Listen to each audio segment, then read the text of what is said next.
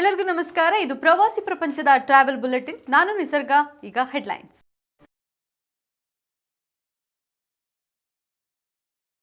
ಕಲಬುರಗಿ ಪ್ರವಾಸೋದ್ಯಮ ಸಮಗ್ರ ಅಭಿವೃದ್ಧಿ ಯೋಜನೆ ಮಾಹಿತಿ ಹಂಚಿಕೊಂಡ ಸಚಿವ ಪ್ರಿಯಾಂಕ್ ಖರ್ಗೆ. ಬಲಮುರಿ ಎಡಮುರಿ ಕನಕಪುರದ ಸಂಗಮದ ಬಾಗಿಲು ಕ್ಲೋಸ್. ಸಮ್ಮರ್ ಟೂರಿಸಂಗೆ ಶಾಪವಾಗಲಿದೆಯಾ ನಿರ್ಬಂಧದ ಆದೇಶ. ಹುಲಿಗಳ ಕಾದಾಟದ ವಿಡಿಯೋ ವೈರಲ್. ಪ್ರವಾಸಿ ಲೋಕ ಜವಾಬ್ದಾರಿ ಮರೆತಂತಿದೆ ಎಂದ ನಿವೃತ್ತ ಅಧಿಕಾರಿ. ಪ್ರವಾಸೋದ್ಯಮ ಚಟುವಟಿಕೆಗಳಿಂದ ಹೆಚ್ಚಿದ ಮೆರುಗು. ಟೂರಿಸಂ ಬೆಳವಣಿಗೆ ಕಂಡು ಹರ್ಷ ವ್ಯಕ್ತಪಡಿಸಿದ ಸಿಎಂ ಹಾಮಿ. ಕಲಬುರಗಿಯಲ್ಲಿ ಪ್ರವಾಸೋದ್ಯಮ ಚಟುವಟಿಕೆಯನ್ನ ಹೆಚ್ಚಿಸಲು ಮತ್ತು ಪ್ರವಾಸಿ ತಾಣಗಳನ್ನು ಅಭಿವೃದ್ಧಿಪಡಿಸುವ ಸಲುವಾಗಿ ಯೋಜನೆಗಳನ್ನು ಸಿದ್ಧಪಡಿಸಲಾಗಿದೆ. ಇದಕ್ಕಾಗಿ ಅಧಿಕಾರಿಗಳೊಂದಿಗೆ ಸಭೆ ನಡೆಸಿ ಚರ್ಚಿಸಲಾಗಿದೆ ಎಂದು ಸಚಿವ ಪ್ರಿಯಾಂಕ್ ಖರ್ಗೆ ತಿಳಿಸಿದ್ದಾರೆ.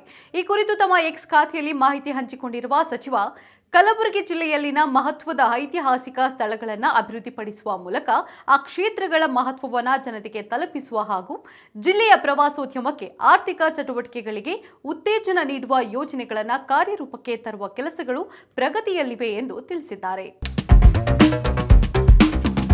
ಕರ್ನಾಟಕದ ಕೆಲವು ಪ್ರವಾಸಿ ತಾಣಗಳಿಗೆ ನಿರ್ಬಂಧವನ್ನ ವಿಧಿಸಲಾಗಿದೆ ಎಂದು ತಿಳಿದು ಬಂದಿದೆ. ಬೇಸಿಗೆ ರಜೆ ಹಿನ್ನೆಲೆಯಲ್ಲಿ ಪ್ರವಾಸಿಗರು ತಂಪಾದ ವಾತಾವರಣ ಹುಡುಕಿ ಶ್ರೀರಂಗಪಟ್ಟಣದ ಬಲಮುರಿ ಎಡಮುರಿ ಕನಕಪುರದ ಸಂಗಮ ಮುಂತಾದ ತಾಣಗಳಿಗೆ ಹೋಗ್ತಾರೆ.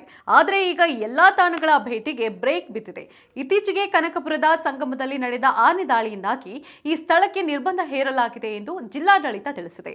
ಬಲಮುರಿ ಎಡಮುರಿಯಲ್ಲಿ ಈಜಲು ಹೋಗಿ ಪ್ರಾಣ ಕಳೆದುಕೊಂಡವರ ಸಂಖ್ಯೆ ಹೆಚ್ಚುತ್ತಿರುವುದರಿಂದ ನಿರ್ಬಂಧ ವಿಧಿಸಿರುವುದಾಗಿ ಪ್ರವಾಸೋದ್ಯಮ ಇಲಾಖೆ ತಿಳಿಸಿದೆ. ಇದನ್ನು ಗಂಭೀರವಾಗಿ ವಿರೋಧಿಸಿರುವ ಪ್ರವಾಸಿಗರು ಅಧಿಕಾರಿಗಳ ನಿರ್ಲಕ್ಷ್ಯ, ಪ್ರವಾಸೋದ್ಯಮ ಇಲಾಖೆಯಿಂದ ಆಗಬೇಕಾದ ಸುರಕ್ಷತಾ ಕ್ರಮಗಳ ಕೊರತೆಯಿಂದಾಗಿ ಪ್ರವಾಸೋದ್ಯಮ ಇಲಾಖೆ ನಷ್ಟ ಅನುಭವಿಸಲಿದೆ ಎಂದು ಅಭಿಪ್ರಾಯಪಟ್ಟಿದ್ದಾರೆ. ಅಗತ್ಯ ಕ್ರಮಗಳನ್ನು ಕೈಗೊಳ್ಳದಿದ್ದಲ್ಲಿ ಸಮ್ಮರ್ ಟೂರಿಸಂ ನಷ್ಟವನ್ನು ಕರ್ನಾಟಕ ಪ್ರವಾಸೋದ್ಯಮ ಅನುಭವಿಸಬೇಕಾದೀತು ಎಂದು ಪ್ರವಾಸಿಗರು ಆಕ್ರೋಶ ವ್ಯಕ್ತಪಡಿಸಿದ್ದಾರೆ.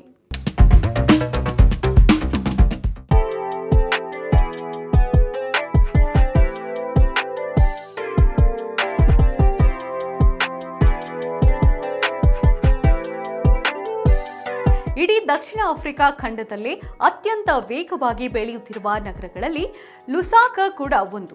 ಇದು ಮೂಲತಃ ಒಂದು ಸಣ್ಣ ಹಳ್ಳಿಯಾಗಿದ್ದು ಕೇವಲ 100 ವರ್ಷಗಳ ಅವಧಿಯಲ್ಲಿ ಒಂದು ಬೃಹತ್ ಮೆಟ್ರೋಪಾಲಿಟನ್ ನಗರವಾಗಿ ಮಾರ್ಪಟ್ಟಿದೆ. ಈ ನಗರಕ್ಕೆ ಆ ಪ್ರದೇಶದ ಒಬ್ಬ ಬುಡಕಟ್ಟು ನಾಯಕನಾಗಿದ್ದ ಲುಸಾಕ ಎಂಬ ಹೆಸರನ್ನೇ ಇಡಲಾಗಿದೆ. ಬ್ರಿಟಿಷರು 1905ರಲ್ಲಿ ರೈಲ್ವೆ ಮಾರ್ಗವನ್ನ ನಿರ್ಮಿಸುವಾಗ ಈ ಸ್ಥಳವನ್ನ ಪ್ರಮುಖ ನಿಲ್ದಾಣವನ್ನಾಗಿ ಮಾಡಿಕೊಂಡರು. ನಗರದ ಸೌಂದರ್ಯದ ಜೊತೆಗೆ ಲುಸಾಕ ನಗರದ ಒಳಗೆ ಲುಸಾಕ ನ್ಯಾಷನಲ್ ಪಾರ್ಕ್ ಇದೆ. ಇಲ್ಲಿ ಅಪರೂಪದ ಬಿಳಿ ಖಡ್ಗ ಮೃಗಗಳನ್ನು ನೋಡಬಹುದು. ನಗರ ಜೀವನ ಮತ್ತು ವನ್ಯಜೀವಿಗಳ ಇಂತಹ ಸಂಗಮ ಬಹಳ ಅಪರೂಪ. ಲುಸಾಕದಲ್ಲಿ ಮಾರುಕಟ್ಟೆಗಳು ಅತಿ ಹೆಚ್ಚು ಜನಪ್ರಿಯ.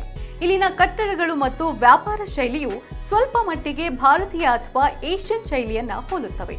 ಅಂದಹಾಗೆ ಲುಸಾಕ ಯಾವ ದೇಶದ ರಾಜಧಾನಿ? ಪ್ರವಾಸಿಗರು ಸಫಾರಿಗಳಿಗೆ ಹೋಗುವುದೇ ಪ್ರಾಣಿಗಳನ್ನ ಕಣ್ತುಂಬಿಕೊಳ್ಳೋಕೆ ಮತ್ತು ತಮ್ಮ ಕ್ಯಾಮೆರಾಗಳಲ್ಲಿ ಚಿತ್ರಗಳನ್ನ ಸೆರೆ ಹಿಡಿಯೋಕೆ. ತಪ್ಪೇನಿಲ್ಲ.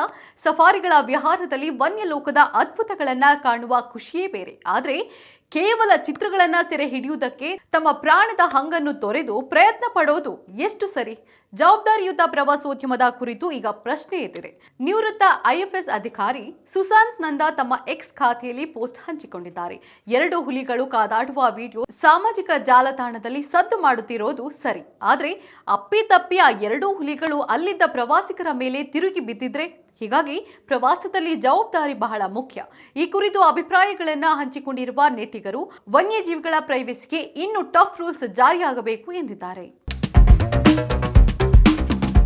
ಹೆಚ್ಚುತ್ತಿರುವ ಪ್ರವಾಸೋದ್ಯಮ ಚಟುವಟಿಕೆಗಳನ್ನು ಗಮನಿಸಿ ಉತ್ತರಾಖಂಡ ಹರ್ಷ ವ್ಯಕ್ತಪಡಿಸಿದೆ.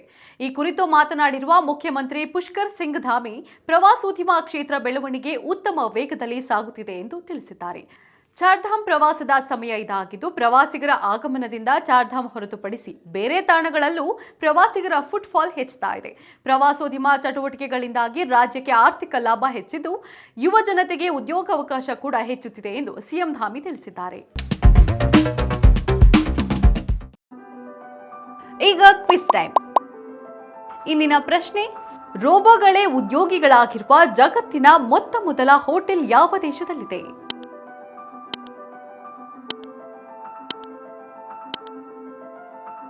ಸರಿಯಾದ ಉತ್ತರವನ್ನ ಕಮೆಂಟ್ ಮಾಡಿ ತಿಳಿಸಿ. ಇದಾಗಿತ್ತು ಇವತ್ತಿನ ಟ್ರಾವೆಲ್ ಬುಲೆಟಿನ್. ನೋಡ್ತಾ ಇರಿ ಪ್ರವಾಸಿ ಪ್ರಪಂಚ, ಬಿಹಾರ್ ವೇ ವಿಶ್ವ. ನಮಸ್ಕಾರ.